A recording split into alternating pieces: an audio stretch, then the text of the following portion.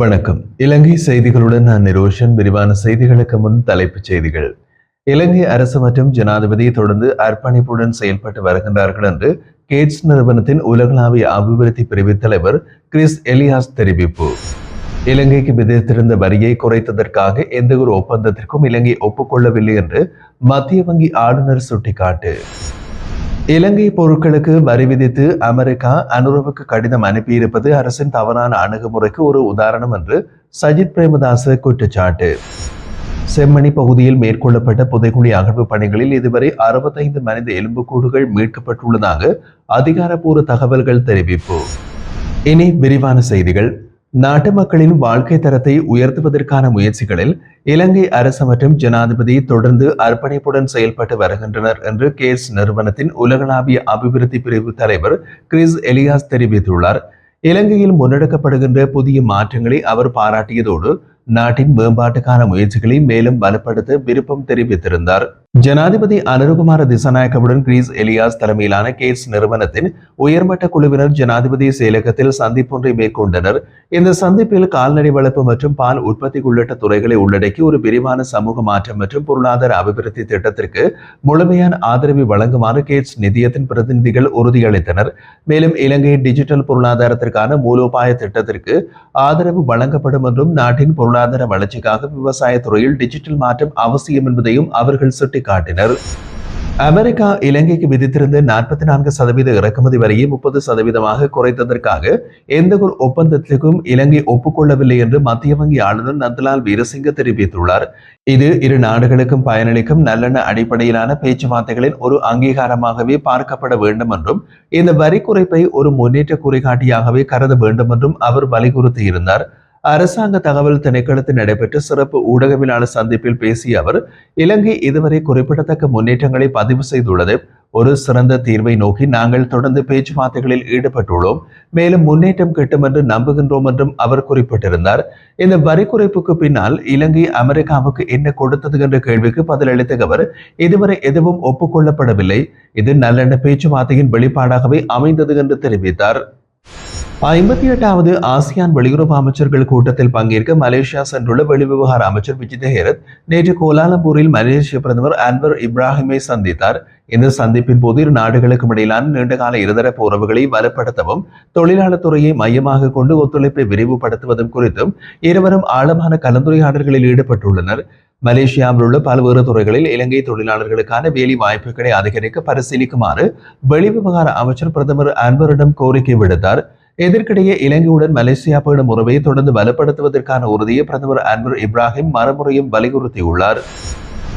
America இலங்கையிலிருந்து இறக்குமதி செய்யப்படும் சில பொருட்களுக்கு 30% வரியை விதித்துள்ள வெள்ளை மாளிகையிலிருந்து ஜனாதிபதி அனுரகுமார திசாநாயக்கவுக்கு கடிதம் அனுப்பியிருக்கிறது.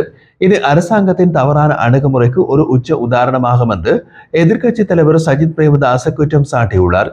இது தொடர்பாக அவர் தனது எக்ஸ் தளத்தில் வெளியிட்ட பதிவில், அமெரிக்காவுடன் நடத்திய பேச்சுவார்த்தைகள் பலவீனமானதும் திறனற்றதும் என்பதன் விளைவாகவே இலங்கை ஏற்றுமதிகள் மீது 30% வரி விதிக்கப்பட்டுள்ளது. இது தற்போதைய அரசாங்கத்தின் செயலிழந்த நிலைமையை பிரதிபலிக்கிறது.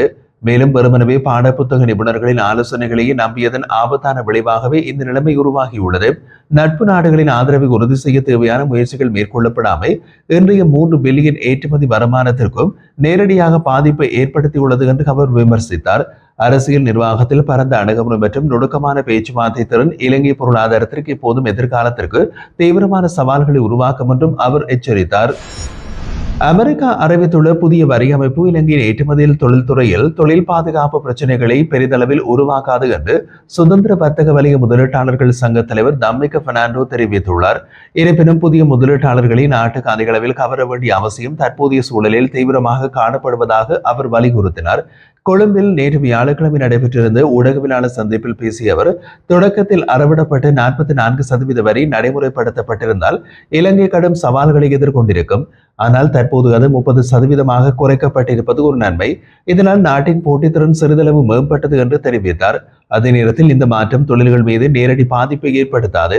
ஆனால் வளரும் சந்தையில் முதலீட்டாளர்களை ஈர்க்கும் முனைப்பான நடவடிக்கைகள் அவசியம். அதற்கான கொள்கை மாற்றங்களை அரசாங்கம் பரிசீலிக்க வேண்டும் என்று கூறினார். தொழில்துறையில் தொழில்நுட்ப மேம்பாடு தொடர்பாக அவர் கவலை தெரிவித்திருந்தார்.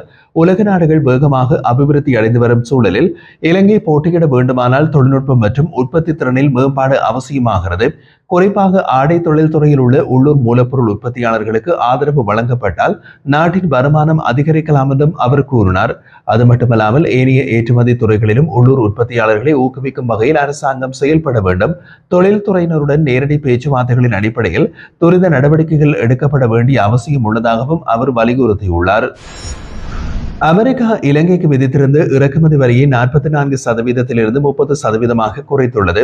வரவேற்கத்தக்க முன்னேற்றமாகும் எனவும் இதனை ஒரு சிறந்த தொடக்கமாக கொண்டு அமெரிக்காவுடன் மேலும் பேச்சுவார்த்தைகளை முன்னெடுக்க அரசாங்கம் நடவடிக்கை எடுக்க வேண்டும் என்றும் ஐக்கிய மக்கள் சக்தியின் பாராளுமன்ற உறுப்பினர் கலாநிதி ஹரச டி சில்வா வலியுறுத்தினார். வியாழக்கிழமை வெளியிட்டுள்ள அறிக்கை ஒன்றில் இது அரசியலுக்கு அப்பால் நாட்டிற்காக முக்கியமான தருணம். இந்த விவகாரத்தில் அரசாங்கத்திற்கு முழுமையான ஒத்துழைப்பை வழங்க தயாராக உள்ளோம். அமெரிக்க ஜனாதிபதி டொனால்ட் ட்ரம்ப் ஜனாதிபதி அனுரகுமார திசாநாயக்கவுக்கு அனுப்பிய கடிதத்தில் வரி குறைப்பை அறிவித்திருப்பதை ஒரு ஆரம்ப வெற்றி என்று குறிப்பிட்ட அவர், இலங்கை சந்தையில் போட்டியிட்டால் மற்ற நாடுகளுடன் ஒப்பிடும்போது நாம் இன்னமும் சாதனைகள் புரிய வேண்டிய நிலைதான் என்றார். வியட்நாமுக்கு 20% மற்றும் பங்களாதேஷுக்கு 35% வரை விதிக்கப்பட்டுள்ள நிலையில் இந்த நாடுகள் தொடர்ந்து அமெரிக்காவுடன் பேச்சுவார்த்தைகளில் ஈடுபட்டு வருகின்றது குறிப்பிடத்தக்கது. இந்த விவகாரம் எந்த கட்சி ஆட்சியில் உள்ளது என்ற அடிப்படையில் அல்ல. ஏற்றுமதி துறையுடன் நேரடியாக 3,60,000 தொழிலாளர்கள், மறைமுகமாக 5,50,000 பேர் சம்பந்தப்பட்டுள்ளார்கள். எனவே இந்த நேரத்தில் நாங்கள் அரசியல் விலைக்கு நாட்டுக்காக செயற்பட தயாராக இருக்கிறோம் என்றும் ஹரச டி சில்வா தெரிவித்தார். தேசிய சொத்துக்களை பாதுகாத்து மின்சார கட்டணத்தை குறைக்கும் வகையில் புதிய மின்சார சபை சட்டத்தினை கொண்டு வருவதாக அரசாங்கம் வாக்குறுதி அளித்திருந்தாலும் அந்த வாக்குறுதியை நிறைவேற்ற தவறியுள்ளதாக ஐக்கிய மக்கள் சக்தியின் பாராளுமன்ற உறுப்பினர் அஜித் பி பெரேரா விமர்சித்துள்ளார். முன்னதாக மின்சார சபையை பங்குகளாக பிரித்து சிறிய பிரிவுகளின் கீழ் மறுசீரமைப்பதற்காக புதிய சட்டம் மூலம் கொண்டு வரப்பட்டது. தற்போது அதே சட்டத்தை திருத்துவதற்கான நடவடிக்கைகள் எடுக்கப்பட்டுள்ளன.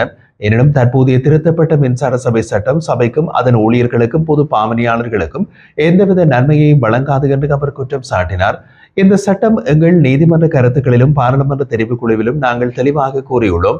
மின்சாரத்துறையின் மேம்பாட்டுக்கு கட்டண குறைப்புக்கும் எந்தவித பங்களிப்பும் இத்தகைய சட்டத்தால் ஏற்படாது என்று அவர் கூறினார்.